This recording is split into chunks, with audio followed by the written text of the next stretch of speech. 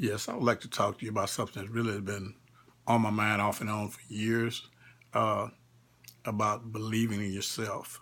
Uh, I know right now at this point in time, this talk is probably good for a lot of us because things going on in our world right now where people are lost respect for each other and they're not really caring about anybody but themselves.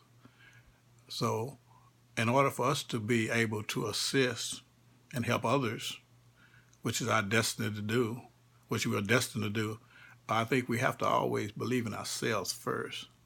And I haven't always believed in myself. I always had big aspirations for myself. I just think that I got discouraged fast, and when you get discouraged fast, you tend to give up. As I got older, I started realizing that most of the time I was giving up prematurely because if I'd have stuck it out, I would have made it. Never forget, my brother used to always tell me this was relating to education, finishing college, getting a degree. He always told me if you keep going, you eventually finish. And it's a true statement. It's true in everything, not just in that. It's just like in golf. If you're a golf player, when right, we took up golf, my brother taught me how to play golf, and he said that if you hit the ball straight, you'll eventually get to the green. If you get to the green, you eventually get in the hole. You just have to just stay the course. So many times, and this is for young people now because they don't have the opportunities that the baby boomers as myself had. I came along a time where you didn't have to finish high school to get a good job and make good money. And now it's just the opposite. A lot of those jobs, like the P9 and steel, Cameron Iron, Shell Oil, and a lot of those companies that pay big money, Todd Shipyard pay big money. Uh, they're no longer around, or if they are, it's hard to get those jobs, or possibly those jobs are laying off. But you have to have the mindset never to give up, and no matter what it is, whether it's a job situation, whether it's in school, whether it's in sports. When I coached football and basketball, I always told my team, hey, don't ever quit. Don't ever quit. We're going to play just like we got a chance to win the game always to the end. I don't care if we're getting blown out. We're going to play like we stand a chance to win. First of all, we're going to believe we can win it. It starts with a belief.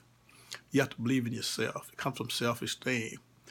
A lot of kids have low self-esteem. A lot of adults do. But speaking especially from the kids' standpoint, we got to build these kids up to where they believe in themselves. Quit putting them down. Quit telling them they're not going to be anything.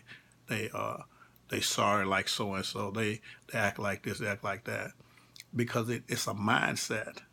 And if you work on that mindset, you will mold that mindset. You don't want to mold it in a negative way that they feel like they can't do.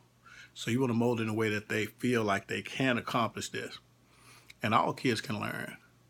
And speak to the educators we know, just parents in general, kids learn. Kids come here smart unless they have a learning disability. They're able to learn. We have to tap into what makes them think. I never forget William Butler Yeats said, his famous quote was, education is not the filling of the bucket, but the lighting of the fire. And we have to lighten that fire. We have to find a way to light that fire. And sometimes it's hard to do, and some of them you never get. But for the most part, you never give up on trying to teach them how to get to where they need to be. So, in motivating, it can be your spouse if they're going for a promotion on the job, or trying to work their way through the ranks from entry level to this. You inspire them. Tell them, hey, you're good at this. Always start with the good points first. I'm gonna talk to my son. Try to start with the good point. Hey, son, you did this well, but and that way I kind of build him up and then ease into what I want to tell him on the negative side. But I try to keep things in a motivation, on an upbeat, on a positive. I learned as I got older that my brother, I was thankful to have a brother that believed in me. But not just my brother, my whole family. But I speak from my brother's standpoint. He knew, he even told my mom that I was the only one who kept myself down from accomplishing something. And I knew that if he believed in me and they believed in me, then I know that there's a possibility that I can do this. So I learned that I was always smart coming up. I'm not saying that to be braggadocious or anything, but I had a certain level of intelligence that I learned were easy. and I was able to apply certain things. And as I got older, I applied those things, but I got stymied along the way. For years, I drove bus, and I just got comfort and that comfort level, and that's what I was doing for a living, and I didn't really excel to do anything else. Later, I got into personal training, which involved motivation. And then later, I got into sub and education, where I ended up teaching. And now I know it's important for each one of us to pay it forward, whether we're teaching or not. We got to pay it forward to people and make them believe in themselves, because we all have a duty to pay it forward. And we all can contribute.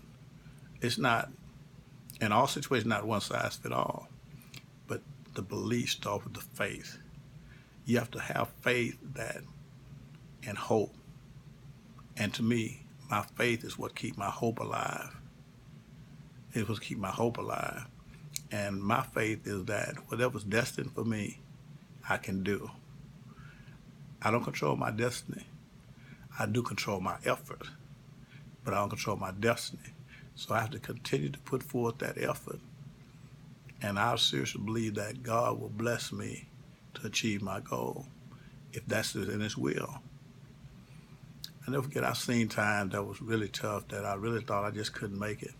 And we all had those times, whether it's a bill to pay, a class to pass, or whatever. And somehow it managed to work out